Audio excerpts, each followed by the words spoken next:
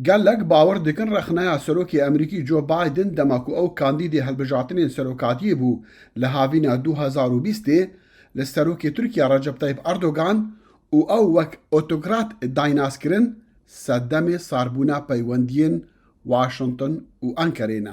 Lê berova jî şarezayên ji bo dengê Amerîka li ser vê mijarê axiftin bawer dikin kesatiya Erdogan sedema serekî ye.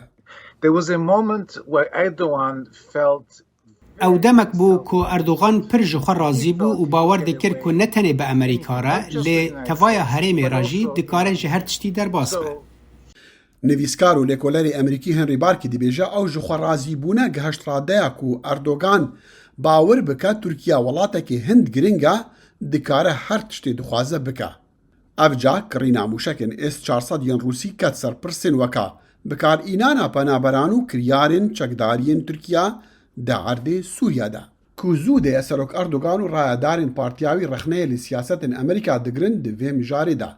لدمي سردانا ألبانيا لهفدي ريبندانا أفصال ويقوتا روجنامافانان كا أو نرازيا جو حكمة أمريكي جدمي سروك أوباما ورا ودي تفايا جوينا دا دقال سروكين أمريكي وياداوي دقال سروك بايدن ويخواستيا إيدي أمريكا پشتگیریا رخستنين تيرورستي دي سوريا دا نكا ما بس تاوي كردين سوريانا و پشتوانيا وانج آليه هيزين أمريكي و دي شروان دا لديجي كومالا دولتا إسلامي داعش. أردوغان دبيجا أمريكيان كرد خطرن لسر أولهيان اجتماعية ولاتيوي. لهنك شارزا دوي باور دانكو سدمي سركاي صاربونا تيكالين واشنطن وأنكاري كسايتي والرفتاري أردوغانا. First of all, Erdogan has a big suspicions. یکم اردوغان گمانا مزن لهمبر روش آوا هیا و او جی براستی جنرینا وی یا همبر جهانی هاتیه. هر تم لهمبر روش آوا و نیت آوان به گمانه. اردوغان جهان روش آوا سوشتار دکه چونکی ری نده مسلمانان به گوتناوی حکومت خواه ولات خواه پریوه ببه.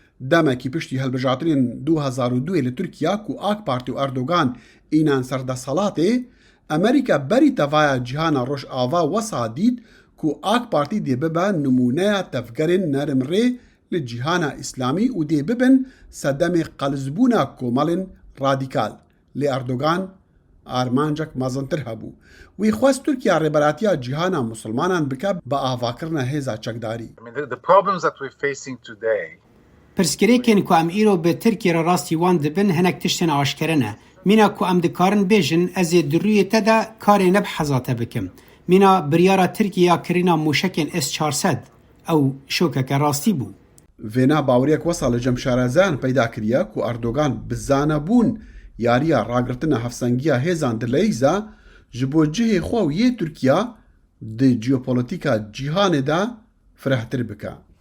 Turkey has been playing this balancing act between NATO. Türkiye ve yarıya hevsengi de navberan NATO bi taybeti Amerika ji aliyê ki û Rusya ji aliyê din de dilîze û hevildide de tekiliyên baş bi Amerika re bihêle li heman demê ku dixwaze bi Rusya re peyvendiyan germtir bike û bi germî bidomîne tevî nakokiyan û cudahiya berjewendiyên bi NATO û Amerika re.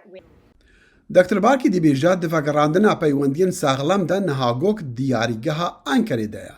لی پسیارا گرینگ اوا گلو امریکی و هفبندین ترکیه دا ناتو دا بزلالی و راست دیبیجن ترکیه ایدی اووان رنگ رفتاری نوی پسند ناکن؟ Look, that's an excellent question, and this is those of us. اف پرسیاره که گلکی باشه و اوین وکمه کل دروی حکومت امریکایی نه ام به بردوامی همان پرسیاره جه برپرسین حکومت دکن.